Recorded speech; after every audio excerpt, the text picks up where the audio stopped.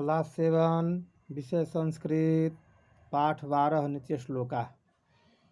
नित्य श्लोका जो नीचे दिया गया है श्लोक, यह पंचमी विभक्ति पर आधारित है।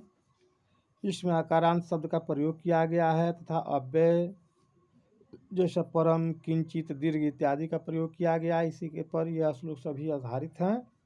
यह जो है आपादान कारक में पंचमी विभक्ति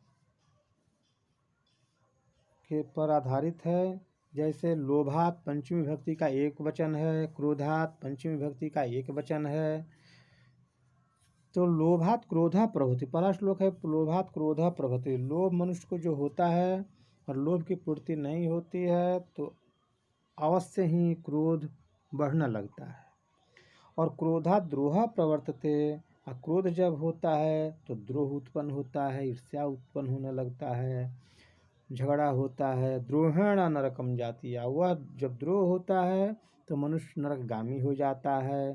शास्त्रज्ञों की विचक्षणा, शास्त्रज्ञ जो हैं वे इस तरह से कहे हैं कि ये लोभ जो है मनुष्य को दुख का कारण होता है, नरकगामी होते हैं। इसलिए मनुष्य को लोभ नहीं करनी चाहिए।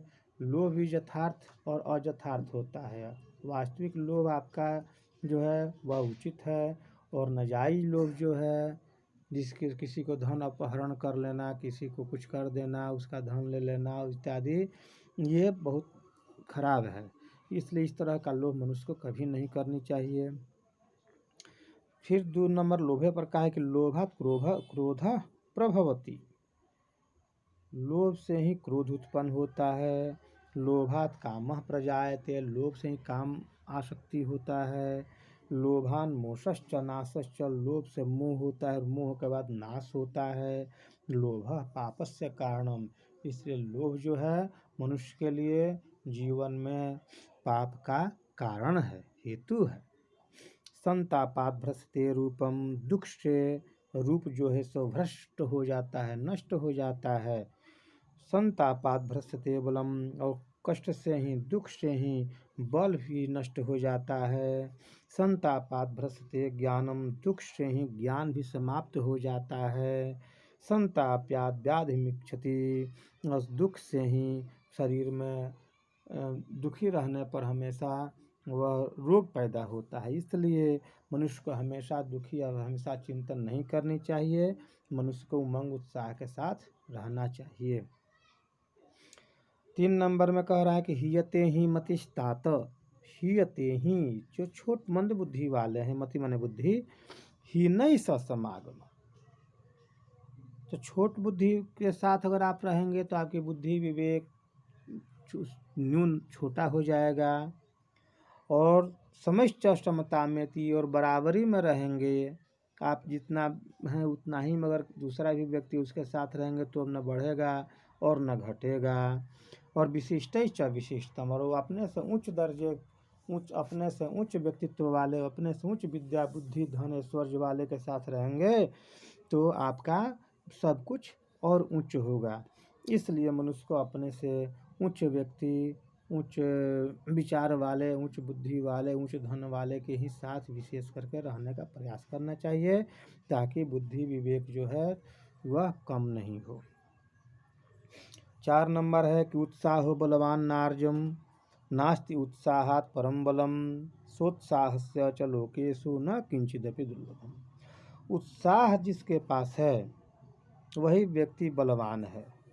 उत्साह से ही बल प्राप्त होता है, शौर्य जिसको कहते हैं। उत्साहात् परम बलम, अगर उसके पास उत्साह है तो अब बहुत ज़्यादा बल, शक्तिशाली वह होता है।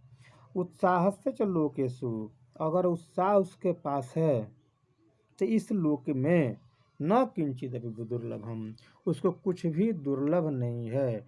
मानो कि उसके पास सब कुछ है। कब? कि जब उसके पास उमंग उत्साह है। उत्साह अगर नहीं है, उमंग नहीं है, वो हमेशा दुखी रहता है, तो उसके शरीर में बल रहते हुए भी उसके पास कुछ भी नहीं है।